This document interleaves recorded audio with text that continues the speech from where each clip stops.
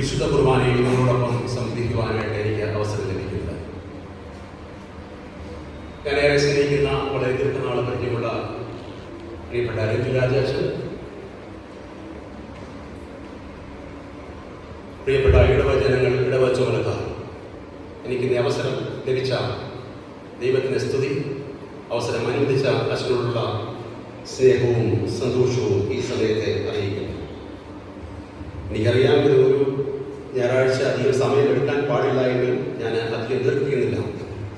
ഇന്നത്തെ അല്പനേരത്തെ ധ്യാനത്തിനായി വിശുദ്ധ യോഹന്നാൻ എഴുതിയ സുവിശേഷം അതിൻ്റെ 20-ാമത്തെ 15-ാമത്തെ വാക്യം, സ്ത്രീയെ നീ കരയുന്നത് എന്ത്, നീ ആരെ തിരിയുന്നു എന്ന് ചോദിച്ചു. നമുക്ക് ഒരു നിമിഷം പ്രാർത്ഥിക്കാം. അവിടുത്തെ ഓമനകുമാരൻ കൂടി ഞങ്ങളെ അതിവാത്സല്യമായി സ്നേഹിക്കുന്ന സുഖസ്ഥിതാവേ, ഈ വിശുദ്ധ ദിവസത്തിൽ കർത്താവേ, നിന്റെ സന്നിധിയിൽ നിന്റെ മക്കളുമായി നിന്റെ തിരുവചനം സമീപിക്കുമ്പോൾ കർത്താവേ, അതാതൊന്നും അടിയുടെ നാവിൽ നിന്ന് വരുവാൻ നീ അനുവദിക്കരുത്. വിക്കനായ മോശയുടെ നാവിനെ തൊട്ടതുപോലെ അടിയന്റെ നാവിനെയും തൊടയണമേ. ആമേൻ. യേശു അവളോട്, സ്ത്രീയെ നീ കരയുന്നതിന്റെ, നീ ആരെ തിരിയുന്നു എന്ന് ചോദിച്ചു. 20-ാം അധ്യായം ആരംഭിക്കുമ്പോൾ തന്നെ എല്ലാം അവസാനിച്ചിരിക്കുന്നു എന്നുള്ള ഒരു ജീവിത സാഹചര്യമാണ് അവിടെ നമുക്ക് കാണുവാനായിട്ട് സാധിക്കുന്നത്. ദുഃഖവെള്ളിയാഴ്ച, യേശുവിനെ ക്രൂശീകരിച്ച ആ ദിവസം യഹൂദന്മാരെ സംബന്ധിച്ച് കർത്താവും അവരുടെ ശിഷ്യന്മാരും എല്ലാം അവസാനിച്ചിരിക്കുന്നു. കർത്താവായ ക്രിസ്തുവിനെ അവർ ക്രൂശിൽ കൊന്നു. അരിമത്യക്കാരനായ ജോസഫ് തനിക്ക് വേണ്ടി വെട്ടിയുണ്ടാക്കിയ കല്ലറയിൽ അവനെ അടക്കം ചെയ്തിരിക്കുന്നു. എല്ലാം അവസാനിച്ചിരിക്കുന്നു. തങ്ങളുടെ ഗുരുവായ ക്രിസ്തുവിനെ അവർ ക്രൂശിച്ച് കൊന്നു. അവൻ മരിച്ചു. എല്ലാം അവസാനിച്ചിരിക്കുന്നു. ഇവിടെയാണ് മഗ്ദലന മറിയം. അവളുടെ ജീവിതത്തിൽ അവൾ യേശുവിൽ നിന്നും ഉൾക്കൊണ്ട ജീവിതത്തിന്റെ സമൃദ്ധമായ അനുഭവങ്ങൾ, അതുകൊണ്ട് തന്നെ യേശുവിനെ ക്രൂശിക്കുന്ന ആ സമയത്തും അവൾ അവിടെ ഉണ്ടായിരുന്നു.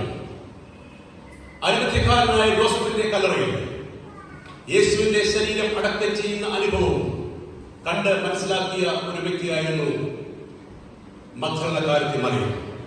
വെള്ളിയാഴ്ച ആ സന്ധ്യയോടെ എല്ലാം അവസാനിച്ചിരിക്കുന്നു. അരിമത്യയിലെ ജോസഫിന്റെ കല്ലറയിൽ നിന്നും തന്റെ ഭവനമായ മഗ്ദലയിലേക്ക് ആണ് മറിയയ്ക്ക് തിരിച്ചു പോകേണ്ടത്. വേദശാസ്ത്ര പണ്ഡിതന്മാർ അതിന് നൽകിയിരിക്കുന്ന ദൂരം, മഗ്ദലയിലേക്കുള്ള ദൂരം ഏകദേശം 11 കിലോമീറ്റർ, അതായത് 7 മൈൽ. ഈ മറിയയ്ക്ക് തന്റെ ഭവനത്തിലേക്ക് പോകേണ്ട ദൂരം 11 കിലോമീറ്റർ. സന്ധ്യയായിരിക്കുന്നു. അവരവരുടെ ഭവനങ്ങളിലേക്ക് എത്തപ്പെടുകയാണ്. അടുത്ത ദിവസം ശനിയാഴ്ചയാണ് ശബത്ത്.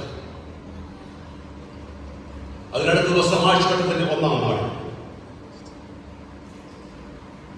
മഗ്ദലനക്കാരത്തി മറിയം അവിടെ പറയുന്നത് അതിരാവിലെ ഇരുട്ടുള്ളപ്പോൾ തന്നെ കർത്താവിന്റെ കല്ലറയ്ക്കൽ എത്തി എന്നുള്ളതാണ്.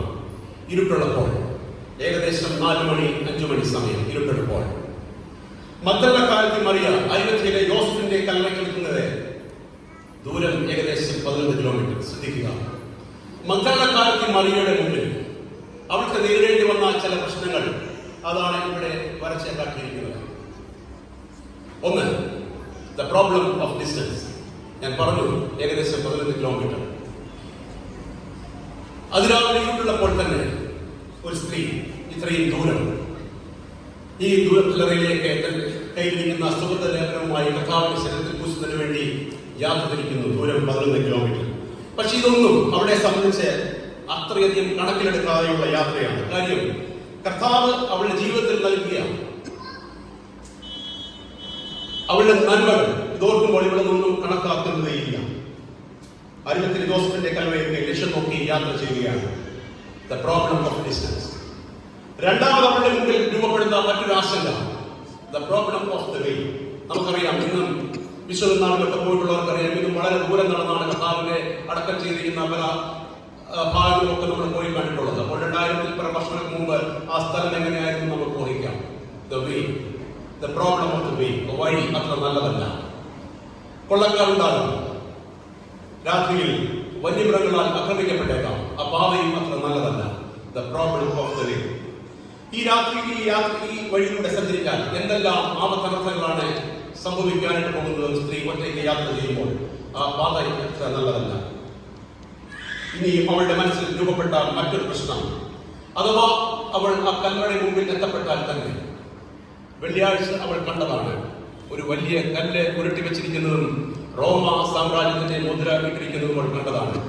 ഈ കല്ല് നമുക്ക് വേണ്ടിയൊന്നും എനിക്ക് വേണ്ടിയൊന്നും ഒന്ന് മാറ്റിത്തരും. ആ കല്ല് മാറ്റിയെങ്കിൽ മാത്രമേ കർത്താവിന്റെ ശരീരത്തിൽ താൻ കൊണ്ടുവന്നിരിക്കുന്ന സുഗന്ധദ്രവ്യം ഒന്ന് അർപ്പിക്കുവാനായിട്ട് സാധിക്കുകയുള്ളൂ. The problem of stone. അവളുടെ മനസ്സ് നിറയെ ആശങ്കകളാണ്. ആര് ഈ കല്ല് ഉരുട്ടി മാറ്റിത്തരും? പ്രശ്നങ്ങൾ നിറഞ്ഞ ജീവിത അനുഭവങ്ങൾ. ഈ കല്ല് ആര് ഉരുട്ടി മാറ്റിത്തരും എന്നുള്ള ആശങ്കയിൽ ഈ യാത്രയിലുടനീളം അവൾ അനുഭവിക്കുന്നത്. എന്നാൽ എനിക്കിവിടെ ഒരു കാര്യം നിങ്ങളുമായി സംവദിക്കുവാനുള്ളത്, മനസ്സിൽ മുഴുവൻ ആകുലതകളുമായി സഞ്ചരിക്കുന്ന അവൾക്ക് ആര് ഈ കല്ല് ഒന്ന് ഉരുട്ടി മാറ്റും എന്ന ആശങ്കയിൽ അവിടെ ചെല്ലുമ്പോൾ അവൾ കാണുന്നത് കല്ല് ഉരുട്ടി മാറ്റിയിരിക്കുന്നതും കല്ലറ തുറന്നിരിക്കുന്നതുമായ അനുഭവം, കല്ലിന്മേൽ ദൂതന്മാർ ഇരിക്കുന്നതായിട്ടുള്ള അനുഭവം. പ്രിയമുള്ള ദൈവജനമേ, മഗ്ദല മറിയയുടെ ജീവിതത്തിൽ മാത്രമല്ല, എന്റെയും നിങ്ങളുടെയും ജീവിതത്തിൽ ഇതുപോലെയുള്ള എത്രയോ കല്ലുകൾ നമ്മുടെ ജീവിതത്തിന് തടസ്സമായിട്ട് നിന്നിട്ടുണ്ട്. നമ്മുടെ മനസ്സിൽ വളരെ ആകുലതകളോടെയാണ് നമ്മൾ പ്രാർത്ഥിച്ചിട്ടുള്ളത്. കർത്താവേ, ഈ തടസ്സങ്ങൾ എന്ന് ഒന്ന് മാറ്റിത്തരും. എത്രയോ പ്രാർത്ഥിച്ചിട്ടുള്ളതാണ്. മുൻപിലേക്ക് നോക്കുമ്പോൾ മുഴുവൻ തടസ്സങ്ങളാണ്. ജീവിതത്തിൽ ഒരുപാട് തടസ്സങ്ങൾ, യാത്രയിലൂടെ വരുന്നതായ തടസ്സങ്ങൾ. ഈ തടസ്സങ്ങൾ ആർക്ക് മാറ്റത്തിലും എത്ര വേദനാജനകമായ അനുഭവമാണ് എന്റെ ജീവിതം. അവരോടാണ് ഈ കല്ല് സംസാരിക്കുന്നത്.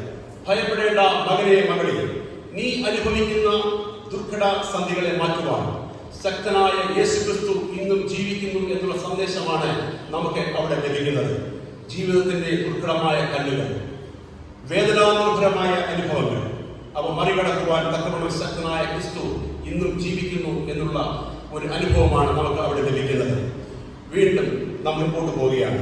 ഇത് കഴിഞ്ഞാൽ അവൾ അഭിമുഖീകരിക്കേണ്ട അടുത്ത പ്രശ്നം, അവളുടെ മനസ്സിലുണ്ടാകുന്ന അടുത്ത ആശങ്ക, ദ പ്രോബ്ലം ഓഫ് സോൾജേഴ്സ്. അവൾ കണ്ടതാണ് ആ വെള്ളിയാഴ്ചയിൽ ആ കല്ലറയിൽ റോമൻ സാമ്രാജ്യത്തിന്റെ പട്ടാളക്കാർ കാവൽ നിൽക്കുന്ന കാഴ്ച അവൾ കണ്ടതാണ്.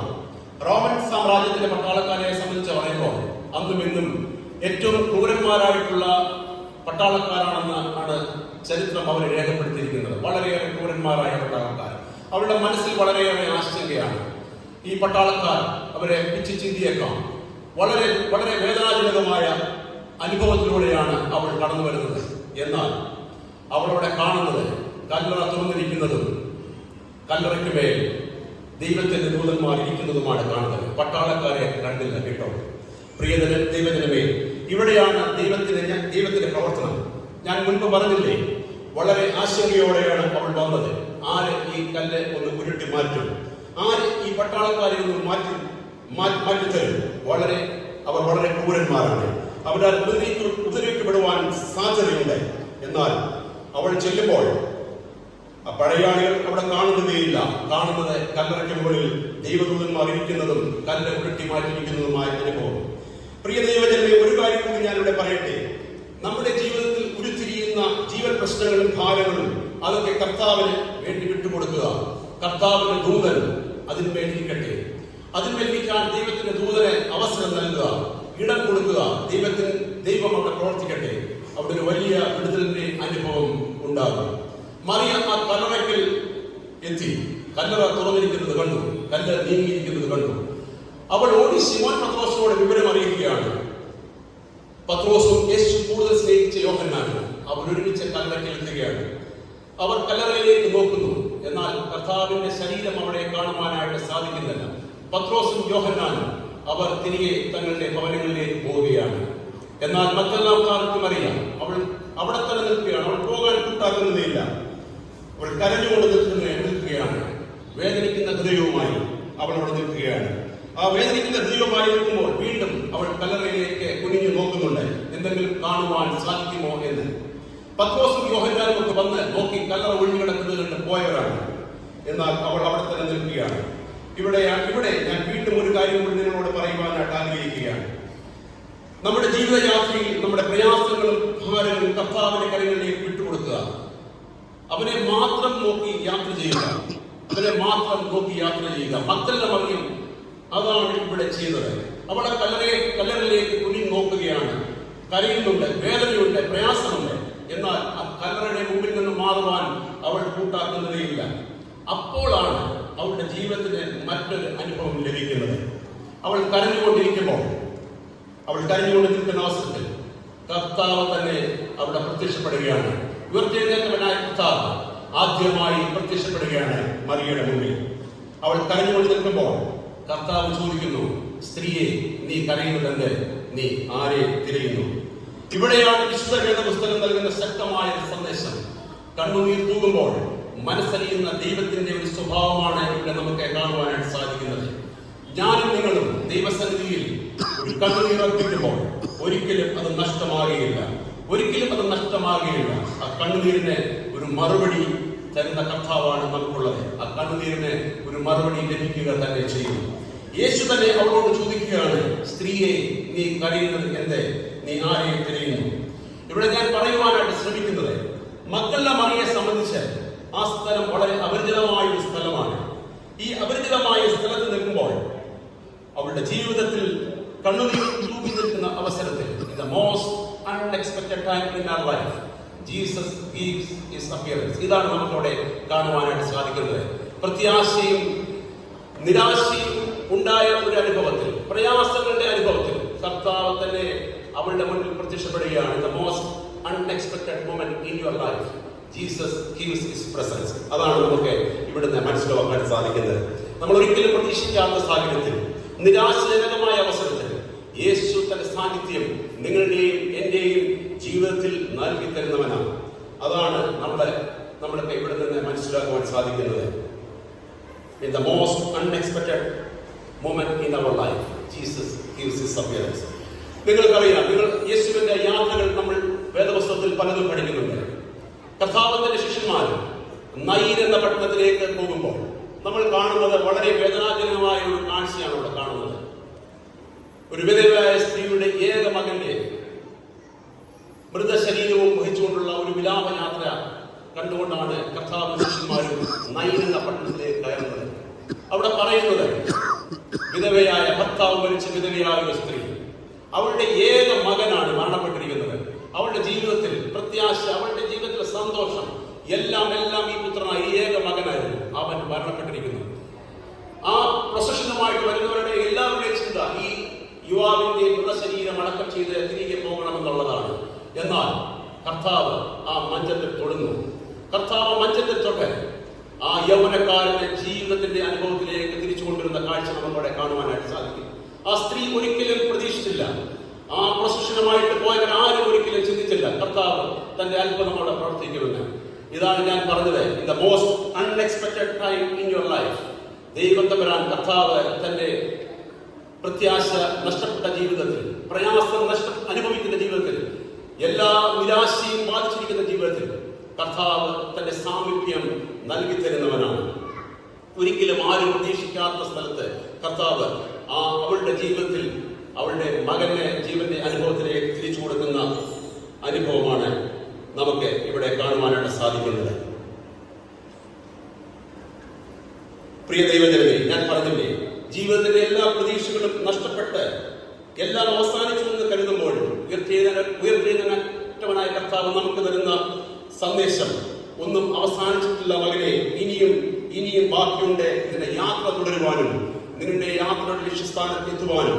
ഇവിടെ ക്രിസ്തു ആ മഞ്ചം തൊട്ട് ആ സ്ത്രീക്ക് ഒരു പുതുജീവൻ കൊടുക്കുന്ന അനുഭവം നമുക്ക് കാണുവാനായിട്ട് സാധിക്കും. എല്ലാം അവസാനിച്ചു എന്ന് കരുതുമ്പോഴും ഒന്നും അവസാനിച്ചിട്ടില്ല മകനെ, നിന്റെ ജീവിതയാത്ര ഇനിയും തുടരേണ്ടതുണ്ട്. നിന്നെ ലക്ഷ്യസ്ഥാനത്തേക്ക് എത്തിക്കുവാൻ അവൻ ശക്തനാണെന്നുള്ള ശക്തമായ ഒരു ജീവിതം, ഒരു കർത്താവ് നമുക്ക് തരുന്ന വാഗ്ദത്തമാണ് നമുക്കിവിടെ കാണുവാനായിട്ട് സാധിക്കുന്നത്. പ്രിയ ദൈവജനമേ, ഇന്ന് ഉയർപ്പിന്റെ ദിനത്തിൽ അങ്ങനെയുള്ള മനസ്സുമായി ആരെങ്കിലും ഇവിടെ ഇരിപ്പുണ്ടെങ്കിൽ അവരോടാണ് ഈ സന്ദേശം ഇവിടെ എനിക്ക് നൽകുവാനായിട്ടുള്ളത്. മറിയ കരഞ്ഞുകൊണ്ട് തന്നെ നിൽക്കുകയാണ്. അവൾ പ്രതീക്ഷിക്കാത്ത സമയത്ത് യേശു അവിടെ വന്നു. അവളോട്, സ്ത്രീയെ, നീ കരയുന്നത് എന്ത്? നീ ആരെ തിരിയുന്നു എന്ന് വീണ്ടും നമുക്ക് കാണുവാൻ കഴിയുന്നത്, അവൾ തോട്ടക്കാരൻ എന്ന് നിരൂപിച്ചു. അവൾ വിചാരിക്കുന്നത്, അവൾ ചിന്തിക്കുന്നത്, അവൻ തോട്ടക്കാരൻ എന്ന് നിരൂപിച്ചു. അവനോട് പറയുകയാണ്, യജമാനനെ, നീ അവനെ എവിടെ എടുത്തുകൊണ്ടുപോയി വെച്ചിരിക്കുന്നു? എവിടെ എന്ന് പറഞ്ഞു തരിക, ഞാൻ അവനെ എടുത്തുകൊണ്ട് പോയിക്കൊള്ളുക. യജമാനനെ, നീ അവനെ എവിടെ എടുത്തുകൊണ്ടുപോയി വെച്ചിരിക്കുന്നു? ആ സ്ത്രീയുടെ ജീവിതത്തിൽ സമർപ്പണം എത്ര വലുതാണ്! നിങ്ങൾക്കറിയാം, ഫിസിയോളജി, ഹ്യൂമൻ ഫിസിയോളജി, ഇവിടെ ഇരിക്കുന്ന ഇവിടെ ആരെങ്കിലും മെഡിക്കൽ രംഗമായിട്ട് ബന്ധപ്പെട്ടുള്ളവർക്കറിയാം ഹ്യൂമൻ ഫിസിയോളജി. ഒരു പുരുഷനെ, ഒരു സ്ത്രീക്ക് തന്റെ ഉള്ളംകൈയിൽ എടുത്ത് മുക്കുവാൻ സാധിക്കില്ല. എന്നാൽ ഒരു സ്ത്രീയെ തന്റെ പുരുഷന് തന്റെ ഉള്ളംകൈയിൽ എടുത്ത് മുക്കുവാൻ സാധിക്കും. ഇവിടെ മറിയ അവനോട് പറയുകയാണ്, തോട്ടക്കാരൻ എന്ന് നിരൂപിച്ച് പറയുകയാണ്, അവനെ എവിടെ എടുത്തുകൊണ്ട് പോയി. ആ സ്ത്രീയുടെ സമർപ്പണം, അവളുടെ ജീവിതത്തിൽ എന്തെങ്കിലും സംഭവിച്ചാലും തന്റെ കർത്താവിനെ വേണ്ടിയുള്ള സമർപ്പണമാണ് നമുക്കിവിടെ കാണുവാനായിട്ട് സാധിക്കുന്നത്. അവനെ എവിടെ എടുത്തുകൊണ്ട് പോയിച്ചിരിക്കുന്നു? ഞാൻ അവനെ എടുത്തുകൊണ്ട് പോകാം. എന്തൊരു സമർപ്പണമാണ് ഇവിടെ! ഇവിടെയാണ് യേശു അവളോട് സംവാദം ചെയ്യുവാനായിട്ട് പോകുന്നത്. അവളുടെ സമർപ്പണം കണ്ടിട്ട് യേശു അവൾക്ക് മുന്നിൽ തന്നെ താൻ വെളിവാകുവാൻ ശ്രമിക്കുകയാണ്. അവളുടെ ജീവിതത്തിന്റെ ദുഃഖമായ അനുഭവത്തിൽ യേശു അവളെ വേർതിരിച്ച് വിളിക്കുകയാണ്. സ്ത്രീയെ എന്നല്ല, മറിയെ എന്ന് അവളെ വേർതിരിച്ച് വിളിക്കുന്നവനായ കർത്താവ്. പ്രിയ ദൈവജനമേ, നമ്മുടെ ജീവിതയാത്രയിൽ നമ്മൾ കടന്നു പോകുന്ന ജീവിതത്തിന്റെ വിപരീത അനുഭവങ്ങളുടെ പാന്താവ് എല്ലാം അവസാനിച്ചു എന്ന് കരുതുന്ന സാഹചര്യത്തിൽ, കണ്ണുനീർ തൂക്കി നിൽക്കുന്ന ജീവിത അനുഭവങ്ങളിൽ, പ്രതീക്ഷ അസ്തമിച്ചിരിക്കുന്ന സാഹചര്യത്തിൽ, ആകുലതകളുടെ നടുവിൽ എന്നെയും നിങ്ങളെയും പേർചൊല്ലി വിളിക്കുന്നവനാണ് നമ്മുടെ കർത്താവ്. മറിയെ എന്ന് പേർചൊല്ലി വിളിക്കുന്ന കർത്താവ്, എന്നെയും നിങ്ങളെയും പേർചൊല്ലി വിളിക്കുവാൻ വിശ്വസ്തനായ കർത്താവ്. വേദപുസ്തകത്തിൽ പലയിടങ്ങളിൽ നമുക്ക് കാണുവാനായിട്ട് സാധിക്കും പേർചൊല്ലി വിളിക്കുന്നവനായ കർത്താവ്. ഉൽപ്പത്തി പുസ്തകം 21-ാം അധ്യായത്തിൽ ഹാഗാറിന്റെ കണ്ണുനീർ കേട്ട് ഹാഗാറിന്റെ നിലവിളി കേൾക്കുന്ന ദൈവം, ഒരിക്കൽ വെള്ളത്തിന് വേണ്ടി കരഞ്ഞ ഹാഗാറിന് ഒരു നീറുറയുടെ അനുഭവം കൊടുക്കുന്നവനായ ദൈവം. അതുപോലെ തന്നെ മർക്കോസിന്റെ സുവിശേഷം 10-ാം അധ്യായത്തിലേക്ക് നാം വരുമ്പോൾ, യേശുവേ ദാവീദ് പുത്രാ എന്ന് എന്നോട് കരുണ ചെയ്യണമേ എന്ന് നിലവിളിക്കുന്ന തിമായിയുടെ മകനായ ബർത്തിമായിയുടെ നിലവിളി, കർത്താവ് അവിടെ ചെന്ന്, നിനക്ക് ഞാൻ എന്ത് ചെയ്തു തരണമെന്ന് ചോദിച്ച കർത്താവ്, നിന്നെയും എന്നെയും വേർചൊല്ലി വിളിക്കുന്നവനായ കർത്താവ്. പ്രിയ ദൈവജനമേ, ഞാനിവിടെ പറയാൻ ശ്രമിക്കുന്നത്, മറിയ കടന്നുപോയ ആ ജീവിത അനുഭവത്തിന്റെ മധ്യത്തിൽ അവളെ വേർചൊല്ലി വിളിക്കുകയാണ്. അവളുടെ ജീവിതത്തിന് പുതിയ രൂപം കൊടുക്കുകയാണ്. ആരും സഹായിപ്പാനില്ലാത്തപ്പോൾ, ആരും ആശ്വസിപ്പാനില്ലാത്തപ്പോൾ, ആരും ധൈര്യം പകർന്നു നൽകുവാനില്ലാത്തപ്പോൾ, ജീവിതത്തിൽ തകർച്ചയുടെ അനുഭവത്തിൽ ക്രിസ്തു അവളെ വേർചൊല്ലി വിളിക്കുകയാണ്. മറിയെ ഇന്ന് പേർചൊല്ലി വിളിക്കുമ്പോൾ റബൂനി, അതിന് പുതുക്കം അവളുടെ ജീവിതത്തിൽ ലഭിക്കുന്നത്. റബൂനി അഥവാ ഗുരു എന്നവൾ തിരികെ വിളിക്കുകയാണ്. റബൂനി അഥവാ ഗുരു. അവിടെയാണ് അവൾക്ക് വലിയൊരു നിയോഗം ലഭിക്കുന്നത്. അവൾ കർത്താവിന്റെ അടുക്കലേക്ക് ഓടി വരുവാനായിട്ട് ആഗ്രഹിക്കുകയാണ്. എന്നാൽ കർത്താവ് അവളെ തടസ്സപ്പെടുത്തിക്കൊണ്ട് പറയുന്നു, നീ പോയി എന്റെ സഹോദരന്മാരോട് ഞാൻ ഉയർത്തെഴുന്നേറ്റിരിക്കുന്ന വിവരം അറിയിക്കുക. അവൾ ഓടി പത്രോസിന്റെയും യോഹന്നാന്റെയും അടുക്കിലേക്ക് ഓടി. ഞാൻ പറഞ്ഞുവല്ലോ, പ്രതീക്ഷകൾ അസ്തമിച്ചു എന്ന് കരുതിയ അവളുടെ ജീവിതത്തിന് ഒരു പുതിയ നിയോഗം കൂടി യേശു ക്രിസ്തു കൊടുക്കുകയാണ്. Be a messenger of resurrection. ഉയർത്തെഴുന്നേൽപ്പിന്റെ ദൂതുവാഹകയാകാനുള്ള അനുവാദവും അവസരവും കൊടുക്കുന്നത് ഈ മറ്റുള്ളക്കാരത്തെ മറിയാണ്. ഞാൻ നേരത്തെ പറഞ്ഞുവല്ലോ, 1-ാം വാക്യത്തിൽ എങ്ങനെയാണ് എന്തെല്ലാം ആശങ്കകളോടെ പ്രയാസങ്ങളോട് വന്നവളാണ്. എന്നാൽ തിരിച്ചു പോകുന്നത് എത്ര നിയോഗമായിട്ടാണ്. Messenger of the resurrection. കർത്താവ് ഉയർത്തെഴുന്നേറ്റു എന്നുള്ള ദൂതുവാഹകയായി പോകുവാനുള്ള അവസരം കർത്താവ് കൊടുക്കുന്നത് മറിയയ്ക്കാണ്. യേശു ഉയർത്തെഴുന്നേറ്റിരിക്കുന്നു. ഉയർത്തെഴുന്നേറ്റ കർത്താവ് ഇന്നും ജീവിക്കുന്നതുകൊണ്ട് ഞാനും ജീവിക്കുന്നു, നിങ്ങളും ജീവിക്കുന്നു. ഈ ഒരു വലിയ പ്രതീക്ഷ, ഈ ഒരു വലിയ പ്രത്യാശ നമ്മുടെ ജീവിതത്തിൽ ശക്തമായ വിശ്വാസ അടിസ്ഥാനമായിരിക്കണം. ഞാൻ എൻ്റെ വാക്കുകളെ അവസാനിപ്പിക്കുകയാണ്. ഞാൻ പറയാൻ ശ്രമിച്ചത്, പ്രത്യാശ നഷ്ടപ്പെട്ട അവസരത്തിൽ നമ്മുടെ ചാരെ അണയുന്നവനാണ് നമ്മുടെ കർത്താവ്. In the most unexpected moment in our life, Jesus gives his appearance. എന്ന് ഈ ഉയർപ്പ് ദിനത്തിൽ അവന്റെ ഉയർപ്പ് ദൂതവാഹകരായി നമുക്കായി തീരുവാനായിട്ടുള്ള ദൈവം അനുഗ്രഹിക്കട്ടെ എന്ന് പ്രാർത്ഥിക്കുകയാണ്. എന്നെ പ്രാർത്ഥനയിൽ ഓർത്ത് നിങ്ങൾക്ക് ഓരോരുത്തർക്കും എന്റെ ഹൃദയം നിറഞ്ഞ നന്ദി. എനിക്ക് ഈ അവസരം നിന്ന് പ്രിയപ്പെട്ട അച്ഛൻ നിങ്ങൾ ഓരോരുത്തരുള്ള സന്തോഷം ഈ സമയത്ത് അറിയിക്കുന്നു. Be a messenger of his resurrection. Thank you.